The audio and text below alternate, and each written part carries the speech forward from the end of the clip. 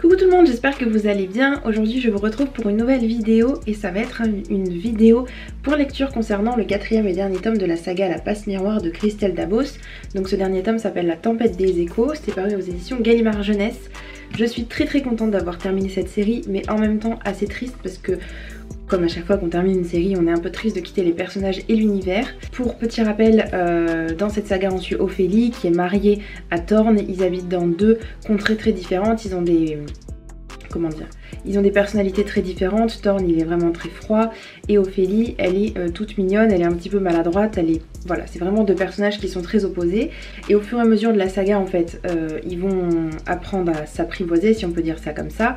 Ils ont tous les deux des pouvoirs, bon voilà, on est dans un univers qui est assez recherché. Plus on avance dans la saga, plus on découvre de choses, plus on se rend compte que l'auteur creuse et qu'elle va loin en fait dans la création de son univers tout simplement. À la fois en fait il y a un petit retour de médaille par rapport à ça et qui ne concerne que moi je pense, peut-être qu'il y en a d'autres qui seront dans le même cas, mais en ce qui me concerne j'ai un petit peu du mal en fait avec les univers qui sont très éloignés de notre réalité.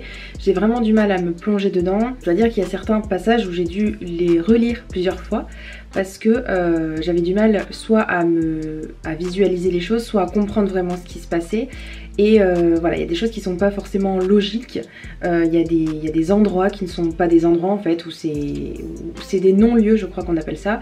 Donc c'est des endroits qui sont aucunement connectés à d'autres lieux et donc les personnes sont enfermées en fait à l'intérieur, c'est tout blanc, il n'y a rien, enfin bref, il y a des choses comme ça, des petits détails qui font que moi j'ai eu du mal en fait à me les représenter ou tout simplement à trouver une logique dedans. Il n'y en a pas forcément, mais voilà, moi j'ai un esprit un petit peu carré et du coup c'est ça qui m'a un petit peu gênée à certains moments, qui fait que ma lecture n'a pas été complètement fluide.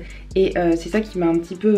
Enfin tout au long de la série c'était comme ça, hein. Voilà, comme je devais relire certains passages plusieurs fois, et ben j'avançais vraiment très doucement. Ça m'empêchait d'être complètement dans l'univers. Pareil, dès que je commençais, dès que je reprenais le livre en fait, je devais vraiment ramer pour essayer de me reconcentrer, pour essayer de vraiment être dans le livre. Et ça m'a un petit peu demandé beaucoup d'énergie en fait. Je peux pas dire que ça a été un coup de cœur, mais je vois tout le potentiel du livre, je vois tout le potentiel de l'univers et voilà, c'est pour ça que c'est une série que j'ai vraiment adorée, mais j'ai ce point noir où j'ai pas pu en fait complètement être dans le livre. Donc concernant ce quatrième tome plus particulièrement, on avait vu à la fin du troisième tome que les arches commençaient à complètement disparaître. Il y avait des gros bouts énormes qui tombaient dans le vide. Du coup dans ce quatrième tome les choses continuent et ça s'accélère de plus en plus. Et Ophélie se lance à la poursuite de la personne qui est à l'origine de tout ça, même si bon depuis quelques tomes déjà elle cherche, mais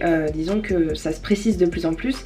Et donc elle va intégrer une sorte d'hôpital très bizarre qui s'appelle l'hôpital des déviations. Je sais pas si on appelle ça un hôpital, mais bref. Et donc là on va avoir des choses assez glauques, assez tordues. Les gens qui entrent là-dedans ont des capacités, ont des choses un petit peu bizarres en eux. Ils sont un petit peu comme des phénomènes de foire, on les entraîne en fait à regarder des choses pendant des heures et en fait ça les rend encore plus fous, encore plus bizarres. Et c'était assez glauque je dois dire ce passage là. Par rapport maintenant au dénouement et à la toute fin de l'histoire, j'ai trouvé que c'était un petit peu trop rapide et que l'auteur avait pris des raccourcis un petit peu faciles. Mais bon, le livre fait déjà presque 600 pages et donc je comprends que l'auteur voulait pas non plus s'étendre plus. Et concernant la toute fin, ça m'a laissé un petit goût amer, vous voyez, parce que je m'attendais à ce que ça se finisse un peu mieux, on va dire, pour les personnages. Et en fait, voilà, on a l'impression qu'on pourrait avoir un cinquième tome potentiellement, où on suivrait encore d'autres aventures. Concernant la relation qu'il y a entre Ophélie et Thorn, puisqu'ils sont tous les deux mariés je crois, ou en tout cas fiancés, enfin bref, c'est vraiment pas le centre de l'histoire en fait. J'ai trouvé du coup, enfin j'aurais voulu avoir un petit peu plus des moments à deux, mais en fait ils ont pas comment dire, ils ont pas une personnalité qui fait qu'ils s'épanchent beaucoup sur leurs sentiments. On voit quand même tout au long de la saga qu'ils évoluent et que voilà, qu'ils commencent vraiment à s'attacher beaucoup l'un à l'autre et qu'ils feraient tout en fait l'un pour l'autre. Même si c'est pas du tout le centre de la saga, j'ai vraiment bien aimé suivre leur petite histoire et ces deux personnages. Voilà, je pense que j'ai fait le tour par rapport à cette saga et ce 4e tome. Si vous n'avez pas encore lu cette saga, je pense qu'il faut vraiment que vous essayiez le 1er tome. Je sais que ça n'a pas forcément plu à tout le monde, mais il y a beaucoup de gens qui ont quand même vraiment apprécié. Enfin une saga qui se termine, parce que je commence beaucoup de sagas mais j'en termine pas beaucoup. Voilà, si vous avez lu ce 4e tome, si vous avez lu cette saga, n'hésitez pas à me dire en commentaire ce que vous en avez pensé. Et je vous dis à bientôt dans une prochaine vidéo. Ciao ciao!